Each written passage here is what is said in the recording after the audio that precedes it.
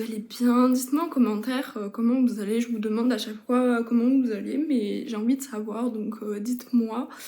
Bon, désolée, je fais encore une vidéo face cam, posée et tout. Je sais qu'il y a des gens qui s'appliquent pas et tout. Je peux comprendre tout à fait, mais j'ai annoncé sur Instagram que je faisais cette vidéo parce que j'ai reçu beaucoup de choses sur Snap. Et aussi, excusez-moi pour l'arrière-plan qui n'est pas forcément agréable aussi non plus. Pour le côté de la vidéo, pour le visuel, c'est pas ouf. Puis ma tête aussi, hein, j'ai pas pris ma douche. Je suis pas coiffée. Enfin, vraiment là, je fais la vidéo à l'arrache. Et enfin voilà, j'ai plein d'autres trucs à faire parce que j'ai dormi jusqu'à bien 15h. Je vais vous expliquer pourquoi j'ai dormi jusqu'à 15h. Alors déjà, j'ai reçu énormément de critiques sur Snap. Bon, sur Snap, ça faisait un petit moment que je m'étais pas mise dessus. Et là, je me suis mise quand même à fond dessus. J'ai posté quelques-uns de mes TikTok, quelques-uns de mes posts Instagram et tout. Donc bon, j'ai eu une vague de personnes qui, m'ont demandé des nudes, m'ont envoyé des nudes, m'ont traité de pute, enfin tout ça. Déjà une chose, sachez que c'est pas parce que je poste des photos en sous-vêtements que je suis forcément une pute et que vous avez le droit de me demander si on peut baiser et me payer après. Là vous allez juste vous faire foutre en fait. Très clairement ça c'est vraiment vous êtes des connards à dire ça. C'est vraiment c'est n'importe quoi. Vraiment les mecs, vous êtes une bite sur patte en fait. Genre, votre cerveau, il est pas là, il est en bas en fait. Et genre, votre cerveau, il pense qu'à ça en fait. Mais waouh, putain, mais en plus, ça va pas très haut hein, chez vous. Mais franchement, ouais, j'ai reçu des messages, mais ça a été très dur pour moi parce que sachez que j'ai subi du harcèlement, j'ai été insultée pendant pas mal de temps de pute et tout. Même ça a été du harcèlement physique, hein, parce qu'on me touchait le cul dans les rangs pour aller en cours et tout. Donc comment vous dire que ça crée des traumas. Donc quand on m'insulte de pute, il y a beaucoup de traumas qui reviennent. Et hier soir j'étais dans tous mes états. Quand j'ai vu que quelqu'un carrément me disait vas-y je te paye pour baiser, mais waouh, c'est un truc de dingue. J'ai trouvé ça hallucinant. Et le nombre de personnes qui me demandent des nudes et qui me demandent est-ce que t'es sur Mime? Est-ce que t'es sur OnlyFans? Oui, j'ai été sur OnlyFans. Oui, j'ai été sur Mime. Mais j'ai arrêté tout ça parce que c'est tellement toxique. Et s'il vous plaît, toutes les filles qui sont sur Mime, sur OnlyFans, arrêtez. C'est tellement toxique, vraiment. Si vous voulez poster des photos en sous-vêtements et tout, vous avez le droit. Instagram ne va pas vous bannir, Instagram ne m'a pas banni pour mes photos en sous-vêtements. Au contraire, elles sont très jolies et moi je les trouve très jolies, je me trouve très jolie dessus et c'est le plus important. Je trouve pas ça vulgaire et enfin ça veut pas dire que je suis forcément une pute parce que je m'expose en sous-vêtements. C'est comme si je m'exposais en maillot de bain, c'est la même chose. Donc voilà, c'est juste des sous-vêtements, c'est un peu plus sexy, ok, mais moi je trouve ça extrêmement joli et j'aime énormément la lingerie, donc c'est vrai que voilà, c'est quelque chose que j'aime beaucoup. Donc ça veut pas forcément dire que je suis une pute et que je dois être payée pour montrer mon cul et faire des nudes ou faire quoi que ce soit. Je ne suis pas là pour ça. Donc voilà, j'ai pas que ça à foutre de ma vie. Donc voilà, déjà, première chose. Deuxième chose, j'ai parlé un peu de mon trouble borderline et tout. J'ai posté des stories par rapport à mon trouble borderline et tout. Et j'ai eu une vague de gens qui m'ont dit ah mais arrête de te plaindre et tout, va bosser et tout. Il y a des gens en Afrique et tout qui ont des problèmes beaucoup plus graves que toi et tout. Toi t'as un toit et tout, des trucs comme ça. C'est des remarques que je reçois mais quotidiennement, mais vraiment quotidiennement. Parce que les maladies psychiatriques, même en 2023, ça n'a pas forcément évolué. On en parle, mais pas assez encore. Surtout le trouble borderline, c'est un trouble qui est encore très peu connu chez les psychiatres. Ils n'arrivent pas à savoir comment traiter réellement le trouble borderline. On sait d'où ça vient, on sait comment le trouble borderline est créé, mais après on ne sait pas forcément comment le traiter vraiment en profondeur en fait.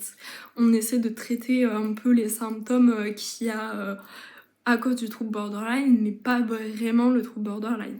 Donc c'est vraiment très très complexe. À toutes ces personnes qui me disent ah mais ce que tu vis c'est rien, il y a toujours plus grave dans la vie et tout, enfin voilà, ça je suis tout à fait d'accord, il y a toujours plus grave dans la vie, mais sachez que tout le monde est différent, chacun a ses propres sentiments et heureusement que tout le monde est différent, heureusement que chacun a une façon différente de réagir. C'est vrai que moi ça m'atteint énormément. Pour l'instant c'est pas reconnu encore qu'il y ait différents degrés au niveau du trouble borderline, mais moi je pense qu'il y a plusieurs degrés au niveau du trouble borderline, comme pour ceux qui connaissent en psychiatrie, il y a plusieurs degrés au niveau de la bipolarité. Il y a le type 1, type 2, etc. Enfin, il y a plusieurs types de bipolarité. Et pour le trouble borderline, je pense que c'est la même chose, parce qu'il y a des personnes qui arrivent à vivre totalement normalement avec un trouble borderline. Mais il y a d'autres personnes qui n'y arrivent pas du tout. Et moi, je suis dans le cas où je n'y arrive pas du tout. Mais vraiment, quand je dis pas du tout, c'est vraiment pas du tout. Parce que déjà, je ne peux pas travailler. Les gens, ils me disent « mais va bosser et tout, vas-y, va faire ci, va faire ça ». Mais le souci, c'est que j'ai des phobies, parce qu'en plus, j'ai pas que le trouble borderline. Je souhaitais aussi vous parler de mon trouble anxieux généralisé et de ma fatigue chronique, parce que j'ai aussi ça en plus de mon trouble borderline, ce qui est très chouette. Donc mon trouble anxieux fait que j'ai beaucoup de phobies, voilà, j'ai eu des traumas, enfin tout ça, donc j'ai une énorme phobie sociale, j'ai énormément du mal à sortir de chez moi. Donc comment vous dire que ça serait compliqué pour moi d'aller travailler, d'être face à des gens. Je me taperais sans cesse des crises d'angoisse, ça serait impossible pour moi, je peux pas. Et puis il y a des jours où je suis en très très très grosse dépression, parce que le trouble borderline c'est des up, down, donc tout le temps. Ça varie d'une heure à l'autre, donc un jour je peux être très haut, très joyeuse, et après je peux être très bas, et très très dépressive, avoir des idées très noires. Donc au moment où je suis très haut, là je peux aller bosser, mais au moment où je suis très bas, je peux pas aller bosser. Mais tout est imprévisible en fait, je peux pas prévoir. Donc qui embaucherait quelqu'un qui est autant imprévisible? Personne. Personne n'embaucherait quelqu'un comme moi en fait. Donc je peux pas travailler, c'est pas possible. Le seul travail que je peux faire, c'est être auto-entrepreneuse en fait. C'est créer ma propre entreprise, et ce que je fais grâce aux réseaux sociaux, je crée ma propre entreprise. Et voilà, il faut juste le temps que ça se développe et que je continue à faire tout ça. Mais bref, voilà.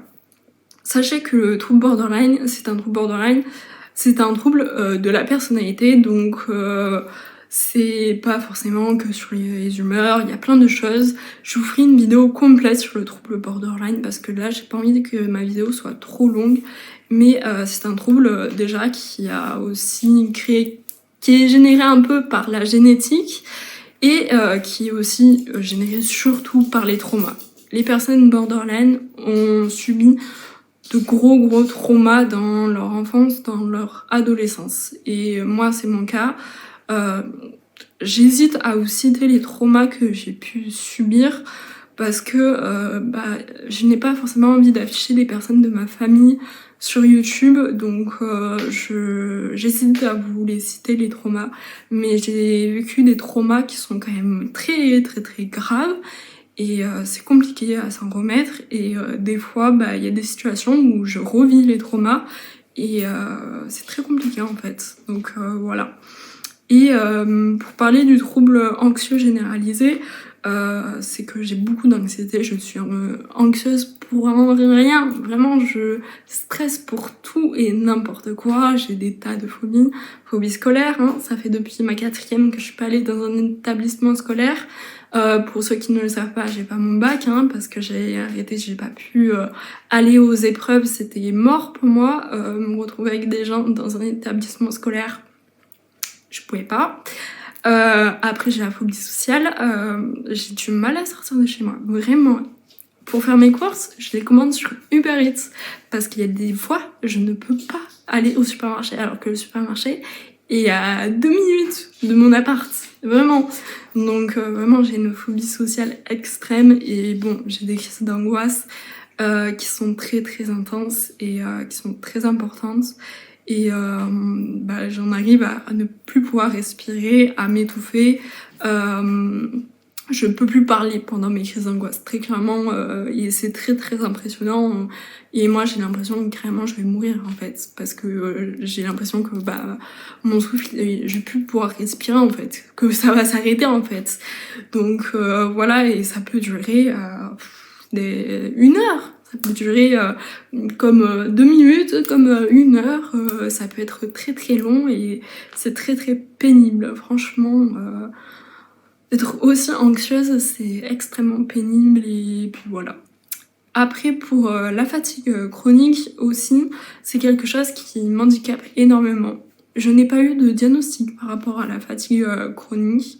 Je tiens à le préciser. J'ai eu un diagnostic pour le trouble borderline et pour le trouble anxieux généralisé. Ça, c'est posé comme diagnostic. Mais la fatigue chronique, le souci, c'est que, comme le trouble borderline, c'est une maladie qui est très mal connue. On ne sait pas trop d'où elle vient. Surtout pour les personnes qui ont pas forcément d'infection, de maladie qui crée cette fatigue chronique. Parce que cette fatigue chronique peut être créée à cause d'une infection, tout simplement. Moi, je sais qu'il n'y a pas longtemps, j'ai eu une infection à cause de mon eczéma, j'avais une grosse fatigue. Mais là, j'ai été traitée, je n'ai plus d'infection, mais j'ai toujours cette fatigue et ça fait des années que je ressens cette fatigue extrême et quand je me lève le matin, j'ai l'impression de ne pas être reposée en fait, d'être toujours fatiguée sans cesse en fait. Et par exemple, marcher pendant 40 minutes, ça me demande un effort de dingue, genre vraiment.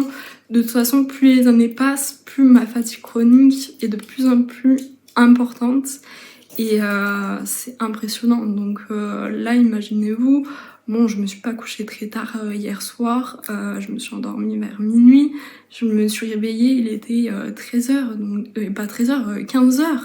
Donc j'ai dormi énormément de temps.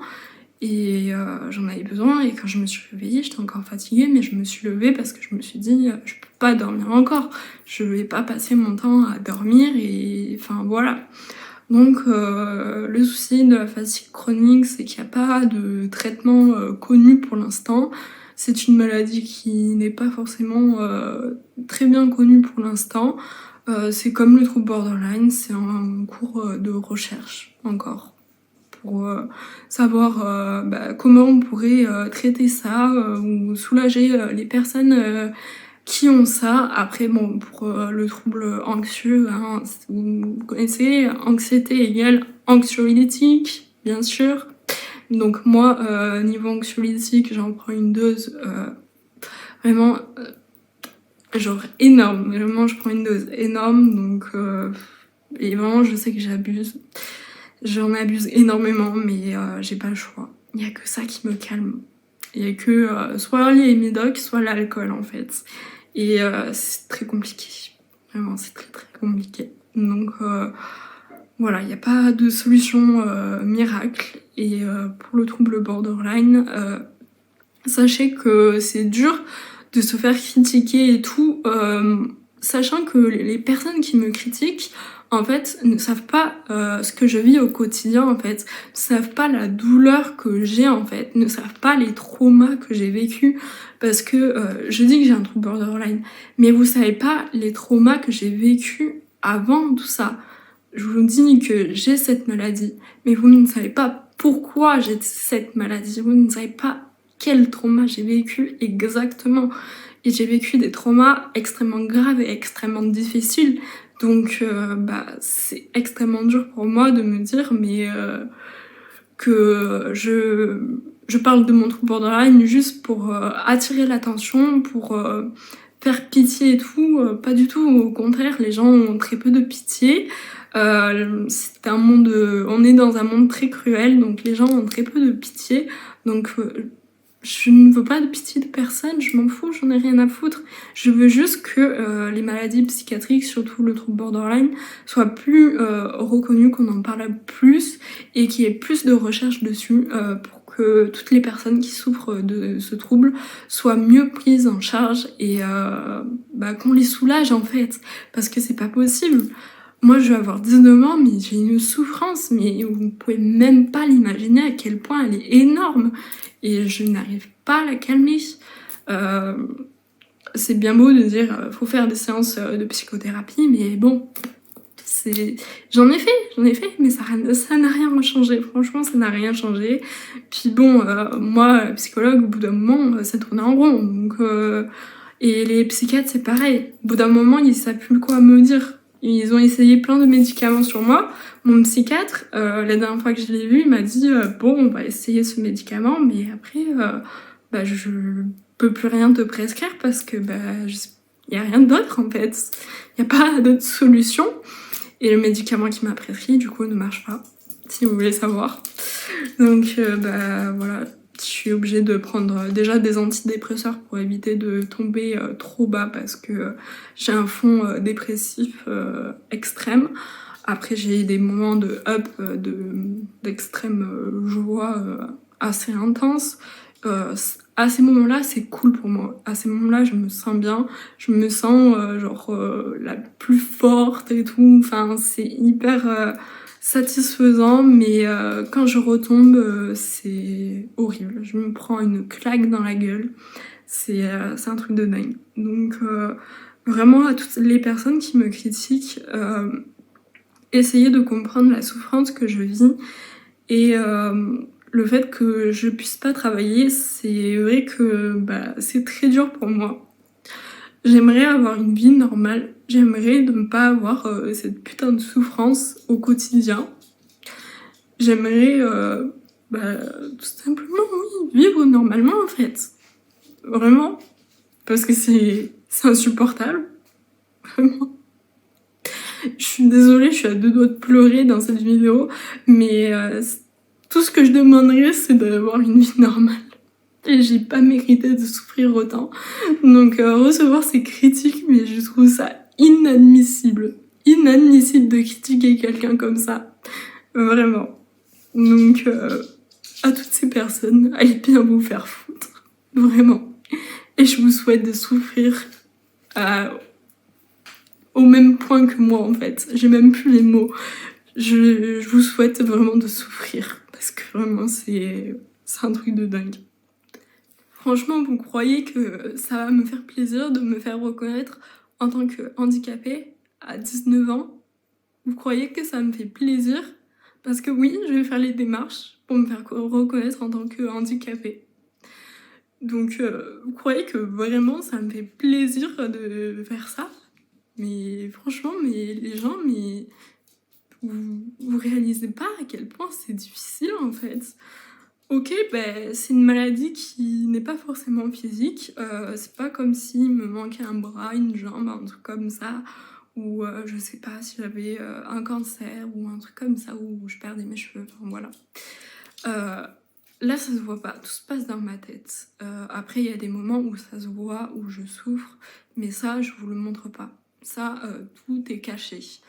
Tous les moments où je me tords de douleur, où j'ai des grosses crises d'angoisse, il n'y a que mes proches qui le voient. Vraiment, il n'y a que mes proches qui savent à quel point je peux avoir des crises extrêmement fortes et aussi que je peux avoir des actes suicidaires et autodestructeurs très très intenses et qui me font du mal. Donc voilà. Je ne sais pas quoi rajouter de plus. Juste que essayez de comprendre un minimum, même si ça se voit pas physiquement. essayez de comprendre. Je vous demande pas de la pitié. J'ai pas besoin de pitié.